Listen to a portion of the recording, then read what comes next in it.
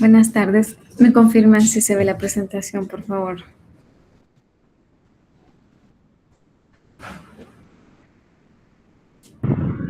Sí, doctora. Gracias. Bueno, vamos a iniciar con el otro tema que es la dermatitis atópica. Este, más que una enfermedad, es un tipo de piel que se presenta en una gran cantidad de pacientes y que a veces pues se diagnostica mal. En esta clase vamos a aprender como lo más importante acerca de la clínica y medidas de tratamiento en este tipo de pacientes. Como generalidades, la dermatitis atópica también antes se le conocía como eczema atópico y no es más que una enfermedad inflamatoria crónica de la piel que generalmente en la mayoría de los casos va a iniciar en la infancia y va a tener un curso natural variable. Algunos pacientes se van a curar mientras que otros no. El síntoma distintivo en estos pacientes casi siempre va a ser el prurito. Y algo muy importante es que tienen otras comorbilidades asociadas. Más comúnmente se va a asociar a asma y rinitis alérgica y en algunos pacientes también hay alergias a ciertos alimentos y eso es lo que se conoce como marcha atópica que vamos a ver más adelantito. En la epidemiología afecta hasta el 10 al 20% de niños y en los adultos es menos frecuente, afectando hasta un 7%. Se ha visto que es más frecuente en países en vías de desarrollo y también es más frecuente en mujeres que en hombres. También en los afroamericanos se ha visto que hay hoy una mayor prevalencia de la enfermedad. Y vamos a tener tres tipos de dermatitis atópica si lo clasificamos dependiendo de la edad de inicio. Tenemos el de inicio temprano, que este representa la mayoría de los casos, se va a desarrollar en los primeros 2 años de vida. Esta es la forma más frecuente, como les mencioné, y hasta el 85% se va a presentar antes de los 5 años. Afecta al 60% de lactantes y este tipo de dermatitis atópica es como la que tiene un mejor pronóstico porque la mayoría de niños van a tender a remitir entre los 10 a 12 años de edad. Tenemos la de inicio tardío, que es la que se va a presentar después de la pubertad y aproximadamente el 30% de estos pacientes van a tener la forma no asociada a IgE y la mayoría de los pacientes van a ser adultos mujeres. En el caso de la que se inicia en la infancia, la mayoría van a estar asociados a IgE y la de inicio senil, que es la que se presenta después de los 60 años de edad y es importante tenerla en cuenta porque muchas veces se tiende a confundir con otras causas de prurito, como por ejemplo un prurito metabólico. Entonces hay que tener presente que en ellos también se puede desarrollar dermatitis atópica. Entre los factores de riesgo para presentar este tipo de condición tenemos la exposición al aire contaminado, también la exposición a aguas no potables o aguas no tratadas, pacientes obesos, aquellos que utilizan demasiados antibióticos o también las personas que viven en climas que tienen demasiada humedad y menor radiación ultravioleta. Algo muy importante en la dermatitis atópica es el microbioma cutáneo. Y esto no es más que todas aquellas variedades de bacterias que nosotros tenemos en la superficie de la piel y esto va a incluir bacterias patógenas y comensales, así como también virus y algunos hongos.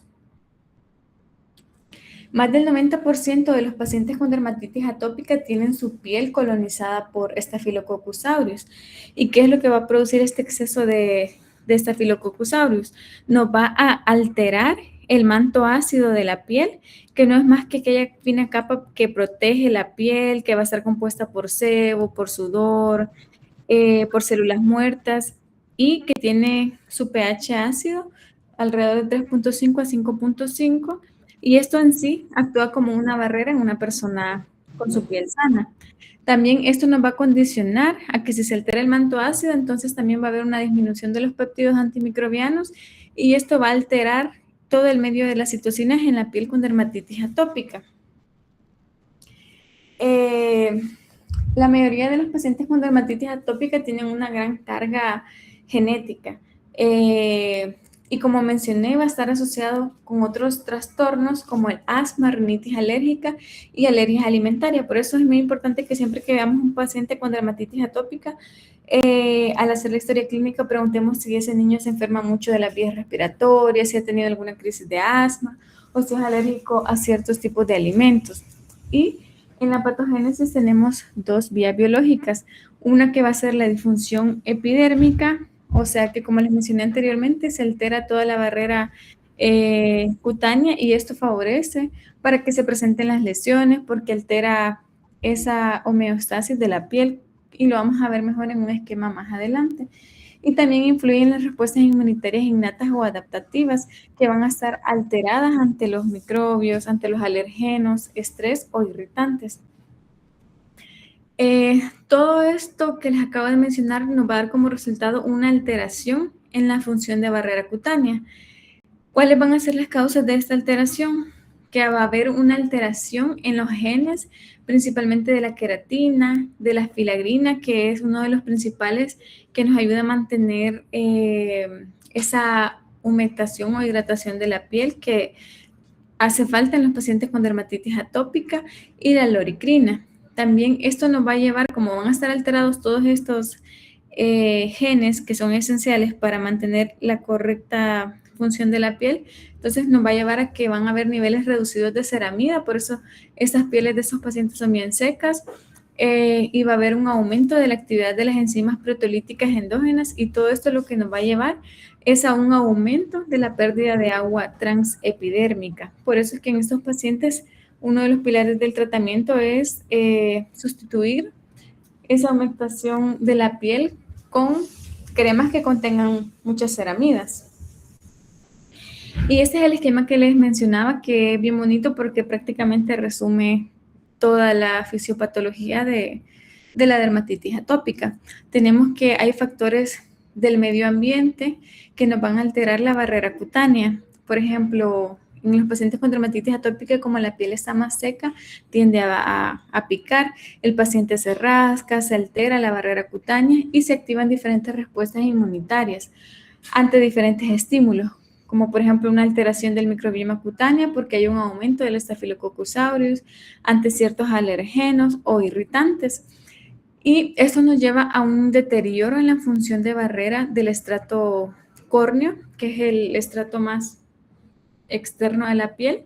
Entonces nos va a llevar a una deficiencia genética de la filagrina, que les mencionaba que es esencial para mantener esa barrera y esa hidratación en la piel. También va a haber un aumento de proteasas que lo que van a hacer es disminuir esa cohesión o esa adherencia entre los queratinocitos de la piel, y van a haber una alteración en los lípidos, lo que va a llevar a un aumento en la permeabilidad de ese estrato córneo. Y si todo esto se altera, entonces lo que va a pasar es que hay un deterioro en esa barrera epidérmica, va a haber una desregulación inmunitaria, hay una respuesta tanto innata como adaptativa a todos estos estímulos. Entonces, vamos a ver que aquí hay diferentes citocinas que son importantes y que se van a liberar en estos pacientes con dermatitis atópica. Dependiendo de la respuesta que nosotros tengamos, así van a ser las citocinas que van a estar implicadas. Por ejemplo, tenemos una respuesta aguda o una crónica. Y si es una respuesta aguda, vamos a ver que se liberan diferentes sustancias, como por ejemplo la linfopoietina estromaltímica, la interleucina 1, 25 y la 33.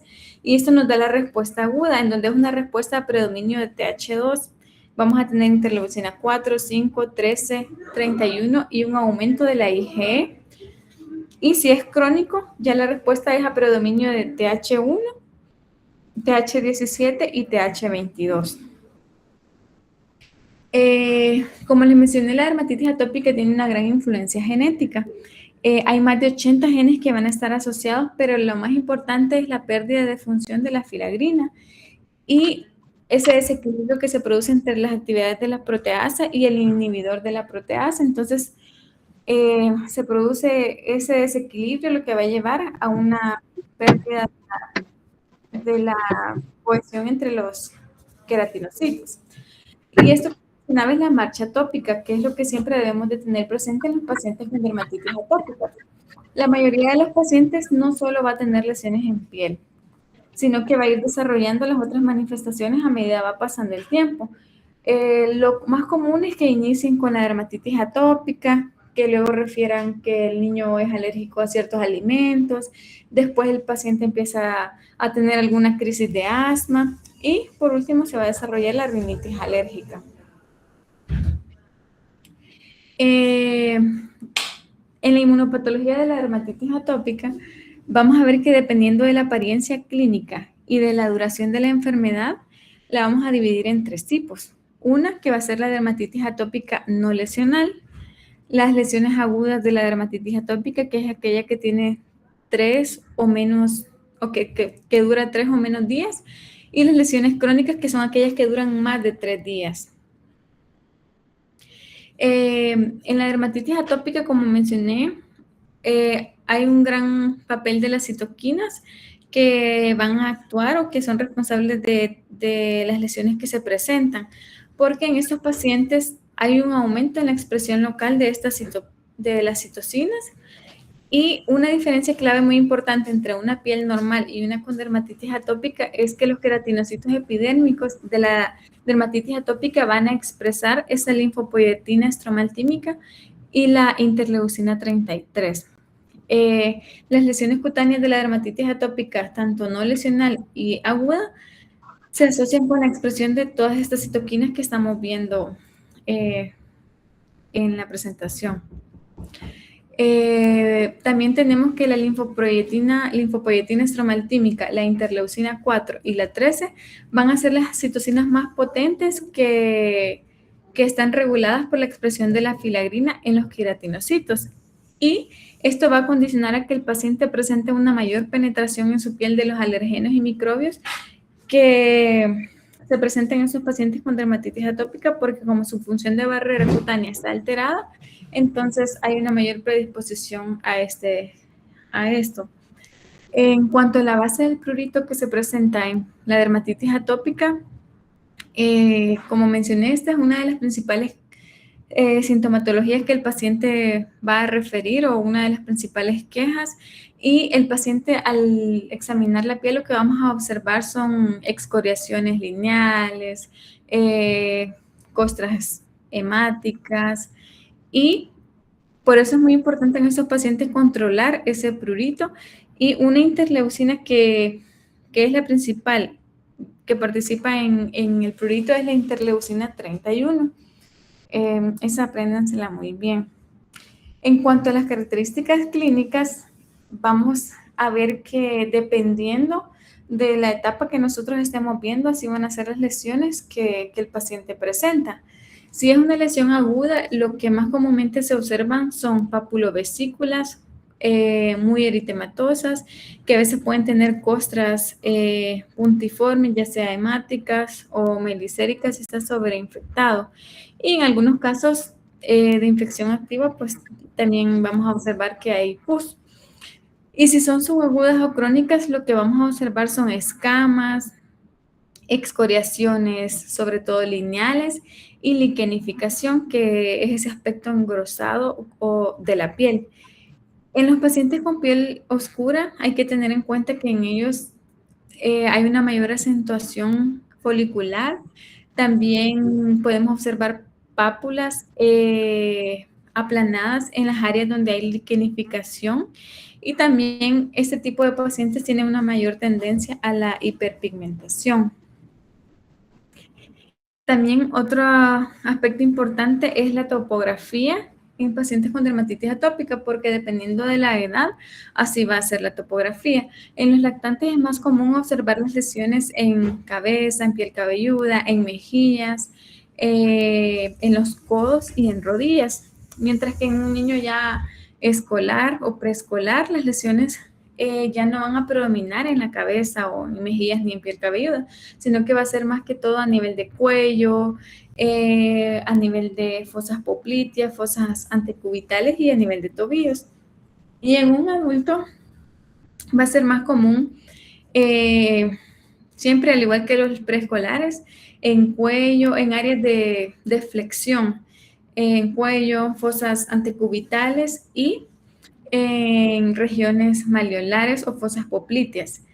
Pero siempre van a haber, esto es como para que tengamos una idea general, pero siempre hay variaciones, ¿verdad? Hay pacientes que tienen lesiones en espalda, es bastante frecuente en los niños las lesiones en espalda, en muslos y en otras partes, pero lo característico es que estas lesiones, cuando nosotros examinemos al paciente, buscar estas áreas para ver si tienen lesiones y casi siempre las van a tener ahí. Y aquí vemos, ¿verdad? Imágenes. En la imagen superior izquierda vemos las características de lesiones en las fosas antecubitales que se observan como placas con excoriaciones, costras hemáticas, hay bastante liquenificación, vemos que la piel se ve como engrosada y esto se produce por la fricción constante o el rascado que el paciente se hace de forma repetida.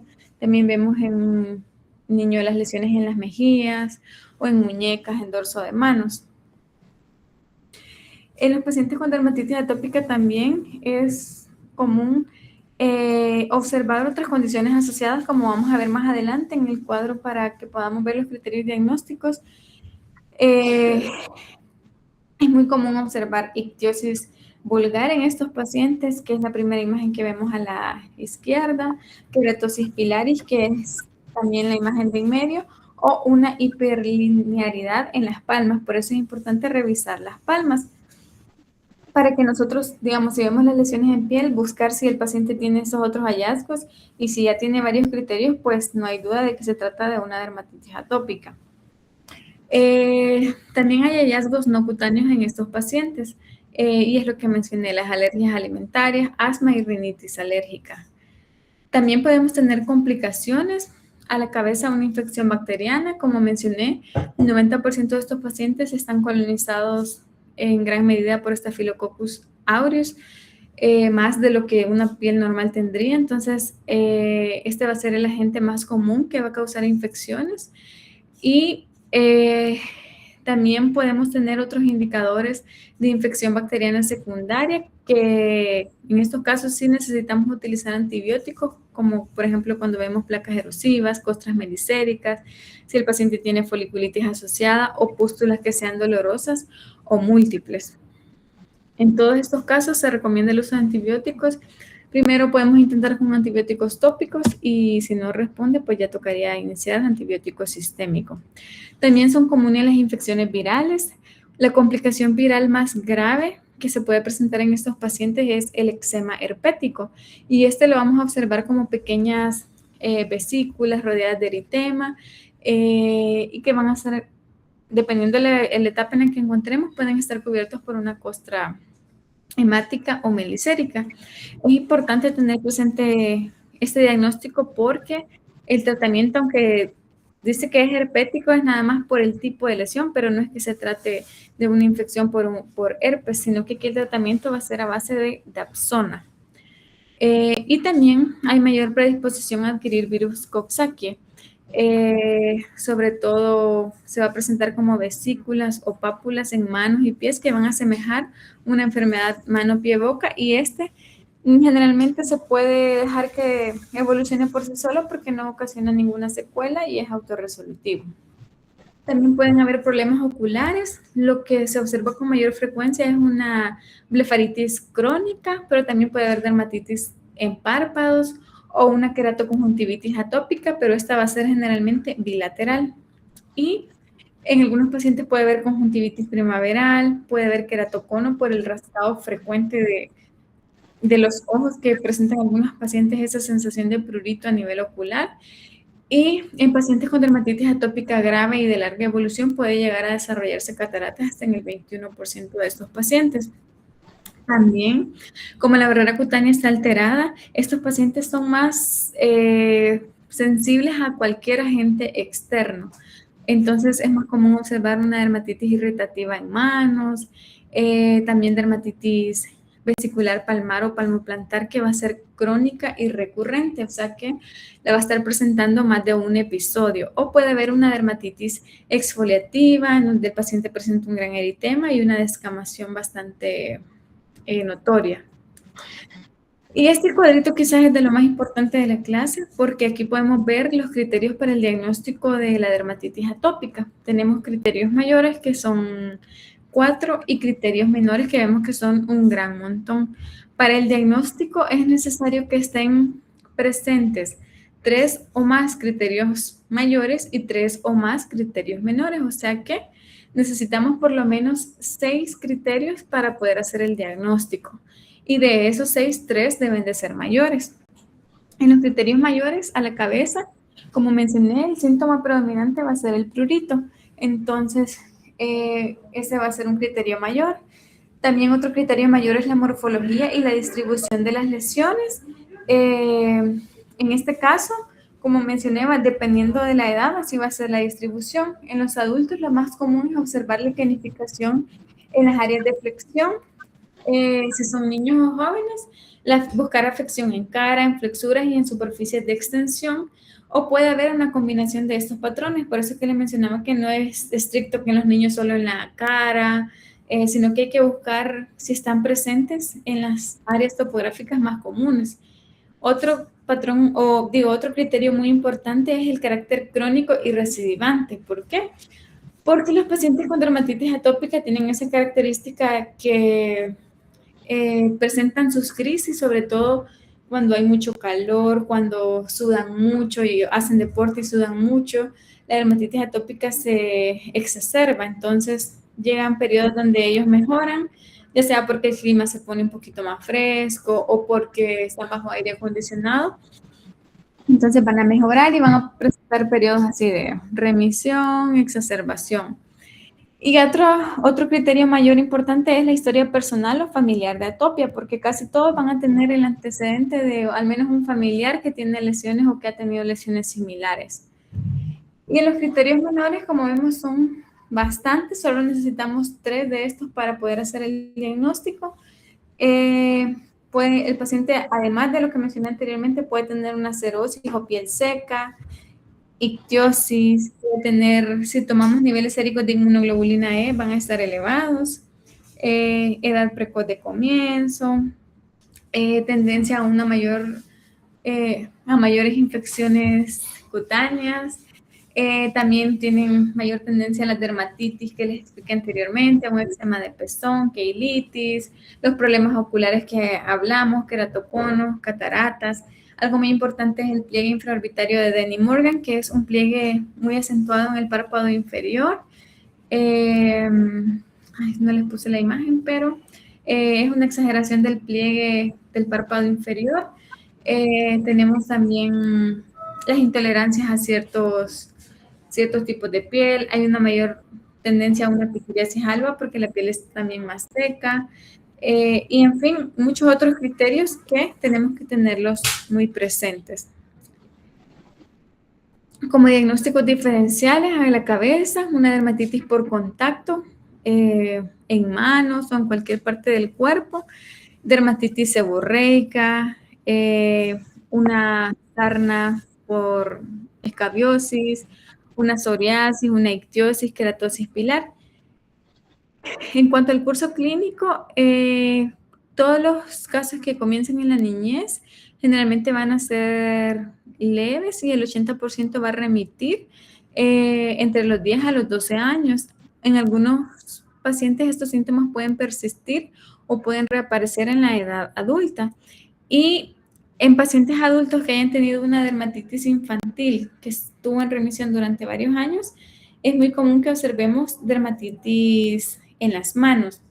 Entre los factores predictivos de enfermedad persistente vamos a tener la gravedad de la enfermedad. Aquellos pacientes con mayor gravedad tienen un mayor riesgo de persistencia de esta enfermedad. También si la enfermedad apareció en la edad adulta, tienen un peor pronóstico. Si hay mutación genética comprobada de la filagrina o si hay sensibilización alérgica temprana, también son factores de mal pronóstico.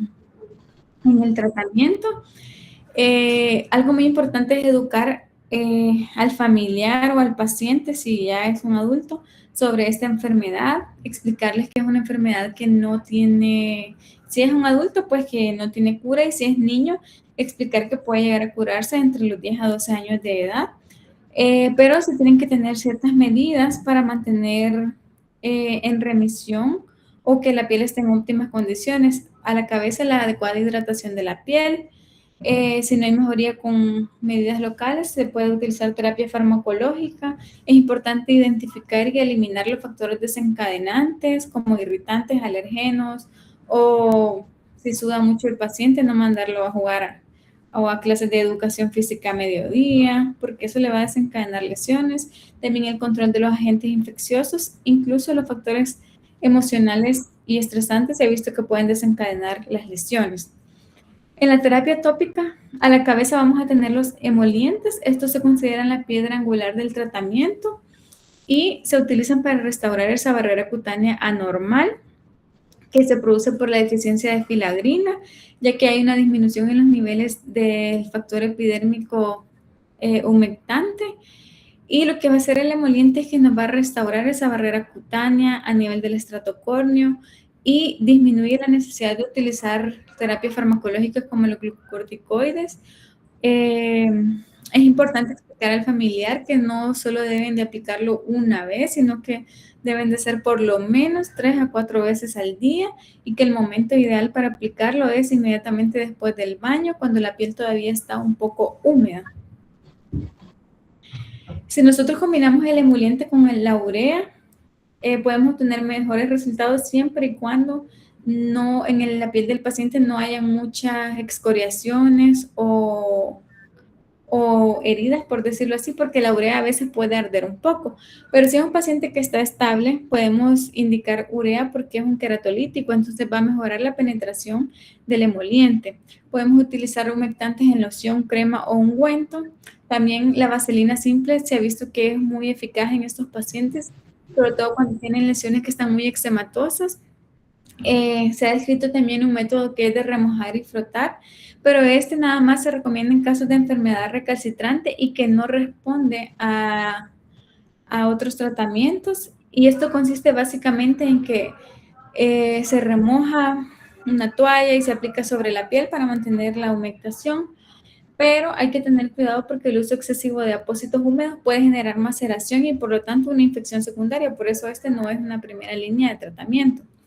Si tenemos infección, podemos utilizar diferentes antibióticos tópicos. A la cabeza la mupirocina, pero esa no la tenemos en el país, entonces nosotros utilizamos sobre todo ácido fucídico para aquellas lesiones que tienen costras melicéricas o que tienen supuración o cuando hay foliculitis. También en casos más graves se pueden utilizar cefalosporinas o penicilinas, pero para infecciones ya más severas, ¿verdad? Lo común es quedarnos más que todo en antibióticos tópicos. Podemos utilizar también neomicina, pero en este caso hay que tener en cuenta que este se ha asociado con dermatitis de contacto, entonces por eso es mejor preferir el ácido fucídico. Si hay una sobreinfección extensa, antibiótico sistémico. También se ha visto que estos pacientes se benefician mucho de baños de hipoclorito de sodio, o sea, lejía, pero bien diluida, para aquellos pacientes que tienen un eczema sobreinfectado, ya que se ha visto que este tiene efectos antiinflamatorios, pero hay muchos pacientes que se irritan con el cloro, entonces nosotros no lo recomendamos mucho. Y para el tratamiento del prurito, como vimos, esto es un síntoma muy predominante en estos pacientes, entonces hay que manejarlo bien para evitar que el paciente se esté rascando mucho. Si es un prurito que empeora en la noche, vamos a utilizar antihistamínicos con efecto sedante. Podemos utilizar clorfeniramina, hidroxicina o difenidramina.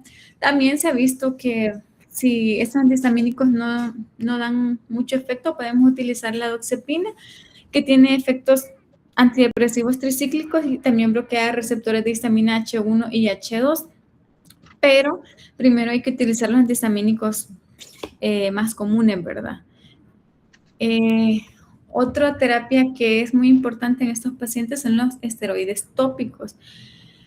Pero estos los vamos a utilizar cuando tengamos mucha inflamación y nos permite nada más controlar los brotes o lesiones que sean agudas. Podemos utilizar glucocorticoides fluorados potentes en lesiones que no sean en pliegues ni en cara. ni tampoco en genitales. Y hay que tener en cuenta que se necesitan 30 gramos de crema o ungüento para cubrir toda la superficie de la piel en un adulto. ¿Qué quiere decir esto? Que si es un niño o si es una lesión pequeña, lo que se debe de poner el paciente es una cantidad muy pequeña del medicamento. Tenemos que, esto van a ser de elección para los brotes. Nosotros normalmente los indicamos cada 12 horas, pero hay que hacer énfasis en que son por periodos cortos. La literatura recomienda que sea menos de 2 semanas, sin embargo, dependiendo de la respuesta que el paciente tenga, lo podemos utilizar hasta por 3 semanas o un mes en casos extremos, pero siempre bajo indicación médica. No es que el paciente va a decir, me lo voy a poner un mes o 2 meses porque no mejoro. Si no se mejora, pues ya se cambian a otras terapias o hay que revisar si el paciente está cumpliendo bien las medidas principales, que son la humectación.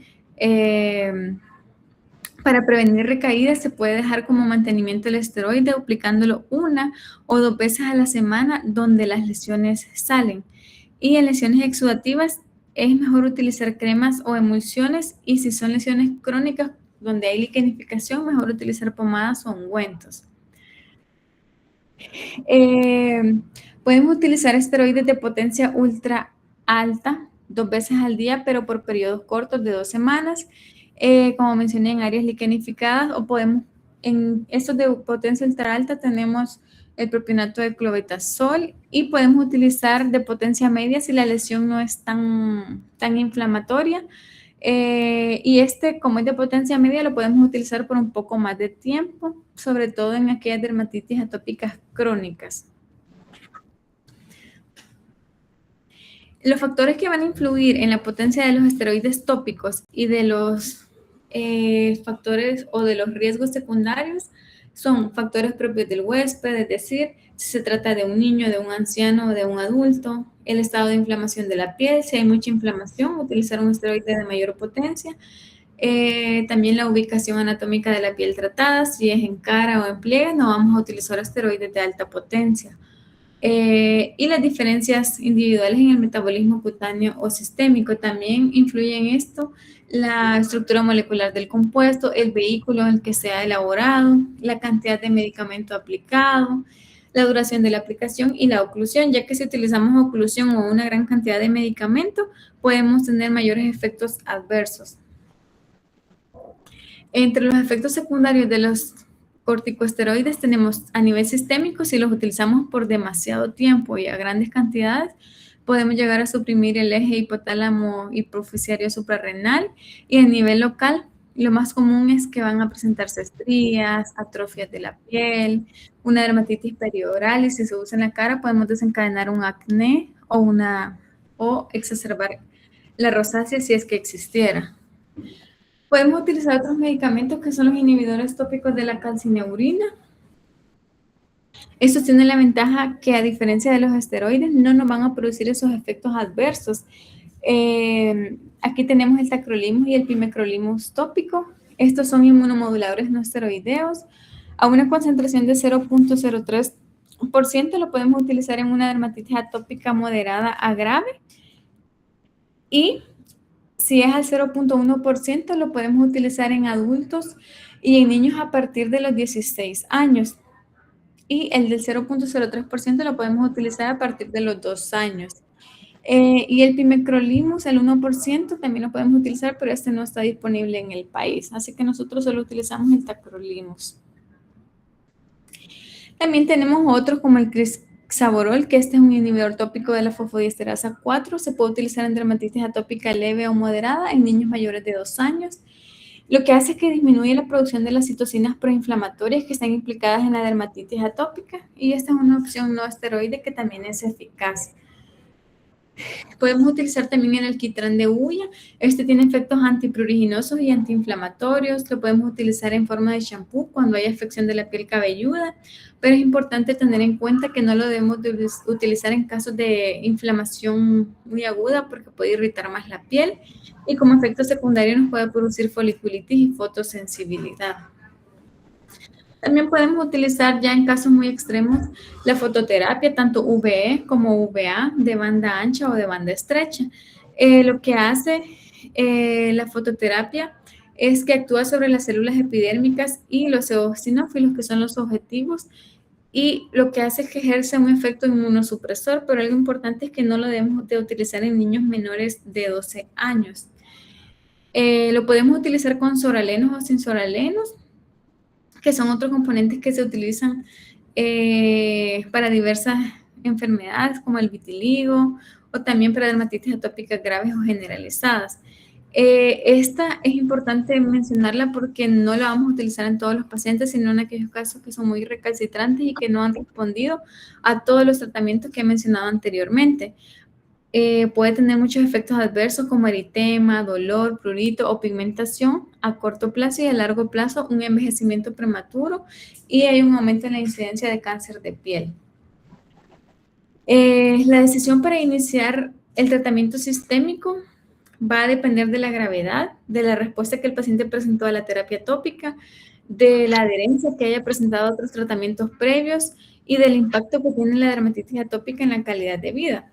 Es muy importante que antes de iniciar el tratamiento sistémico consideremos otros diagnósticos también.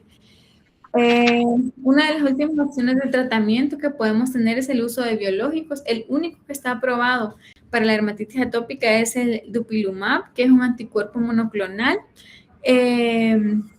Y este se dosifica cada 2 semanas y se administra como una inyección subcutánea. Mejora el prurito, la calidad de vida, la ansiedad, hasta los síntomas depresivos que puede generar la dermatitis atópica, pero este es un medicamento muy caro, entonces no cualquier paciente se lo puede costear, pero hay que tenerlo presente porque sí existen biológicos. Y en el caso de los esteroides sistémicos, muy raro se indican en pacientes con dermatitis atópica, solamente lo vamos a indicar en aquellos pacientes que tienen un cuadro muy agudo y grave y a una dosis baja de 0.1 a 1 miligramo por kilo al día. Es importante ir disminuyendo la dosis en 1 a 2 semanas e ir aumentando los cuidados de piel, porque esto solo se debe mantener por un periodo muy corto de tiempo y después intercalarlo con el tratamiento tópico una vez que el paciente ha mejorado, porque la prednisona sí o sí va a mejorar la inflamación, pero el problema es que no lo podemos dejar siempre o por periodos largos de tiempo.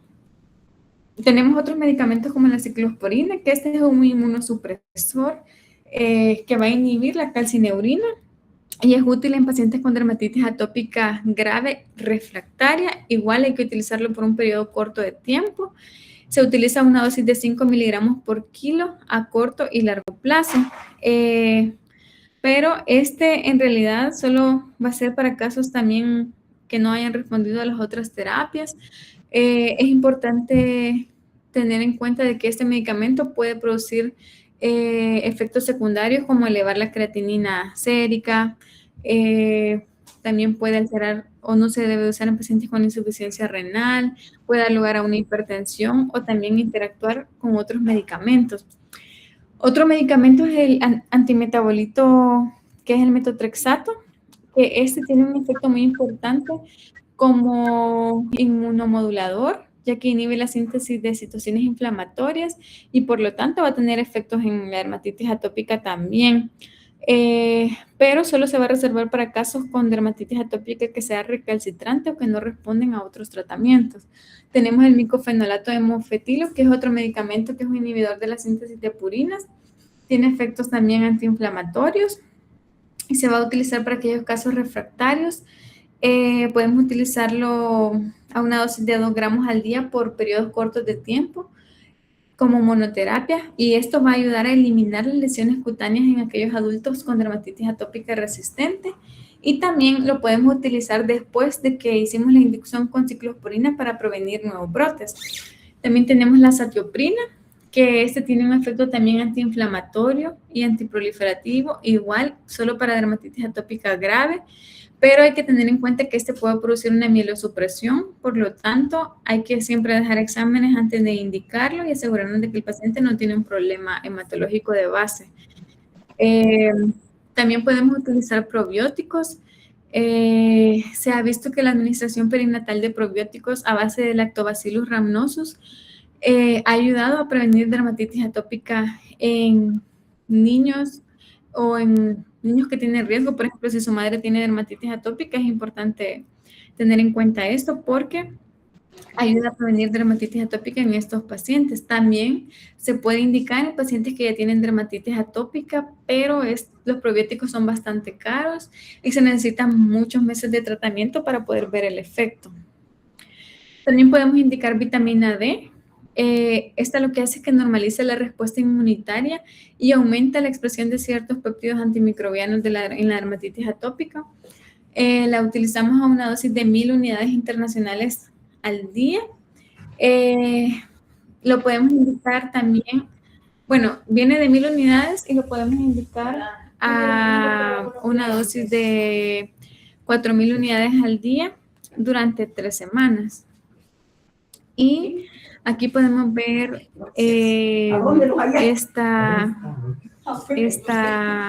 perdón.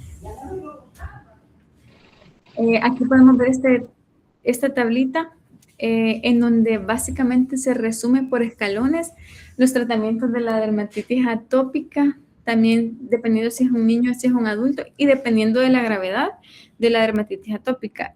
Todos los pacientes como base del tratamiento va a ser una educación adecuada, el uso de emolientes, pueden utilizarse baños en aceite y evitar los desencadenantes.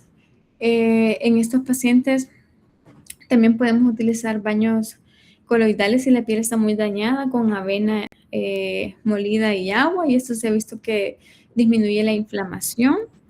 Pero si el paciente no nos responde a esta terapia básica, vamos a pasar a otra terapia, que son casos un poquito más graves, en donde vamos a incorporar la terapia básica y una terapia reactiva con esteroides tópicos. Si aún así no nos responde, vamos a implementar una nueva estrategia que es el uso de la terapia básica, la terapia reactiva con esteroides y una terapia proactiva ya sea con esteroides tópicos o con inhibidores de la calcineurina. Acordémonos que los inhibidores de la calcineurina los podemos utilizar por más tiempo que los esteroides, entonces tenemos esa ventaja. Y si es muy severo, aquí ya vamos a recurrir a todos los últimos que les estaba mencionando, ya sea biológicos, si son mayores de 6 años, ciclosporina A, metotrexato, acetoprina, bicofenolato de mofetilo y siempre la terapia básica. Como vemos, los emolientes son muy importantes en este tipo de pacientes. Y como recomendaciones que debemos de dar a todos los pacientes con dermatitis atópica, primero, evitar baños prolongados que no sean mayores de 5 a 10 minutos y recomendarles que solo se haga un baño al día, porque la mayoría de pacientes hacen 2, 3 baños al día porque se quieren eliminar el sudor, pero esto lo que hace es eliminar la poca grasita que produce la piel y por lo tanto dañamos más la barrera cutánea. Utilizar sustitutos del jabón en lugar de jabones antibacteriales. La mayoría utiliza jabones como Protex para bañarse y eso está muy mal. Y los sustitutos del jabón, como su nombre lo dice, no tienen detergentes, entonces no le va a irritar la piel al paciente. Aplicar la crema hidratante sobre la piel en cantidad y frecuencia necesaria, es decir, nosotros por lo menos le decimos al paciente que se la apliquen 3 veces, pero si pueden hacerlo más veces es lo ideal. Evitar prendas de lana o de fibra y preferir toda la ropa que sea de algodón, porque esta es más fresca y permite una mejor ventilación. No abrigar en exceso al niño o ponerle ropa muy ajustada. Uso de uñas cortas y evitar heridas e infecciones por el rascado. Evitar, a la hora de lavar la ropa, también es importante orientarle de que debe de evitar el uso de jabones en polvo y preferir jabones líquidos que no tengan muchos aromas ni color o utilizar jabón de bola color blanco. También deben de evitar el uso de aromas como el suavitel o perlitas para aromatizar la ropa, porque eso puede generar más lesiones en la piel. También evitar cambios repentinos de la temperatura corporal que pueden causar sudoración, tratar de emplear medidas para manejo de estrés, realizar diferentes actividades recreativas que mantengan ocupada la mente, también evitar el uso de productos del cuidado de la piel que contengan alcohol, evitar colocarse perfumes directamente sobre la piel, si lo quieren hacer, hacerlo sobre la ropa. Y algo importante es que no hay necesidad de hacer cambios en la dieta, porque más que todo las mamás de niños con dermatitis atópica Preguntan si se le debe evitar algunos alimentos. Mientras no sea alérgico al alimento, ellos pueden comer cualquier alimento que deseen. Esta es la bibliografía que utilicé para la clase. No sé si tienen alguna preguntita o duda para que la hagan en este momento.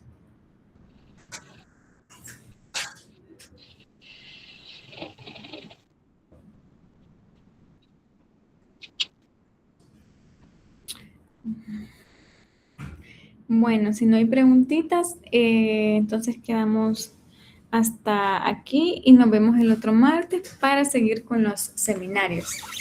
Pasen una feliz tarde, que descansen.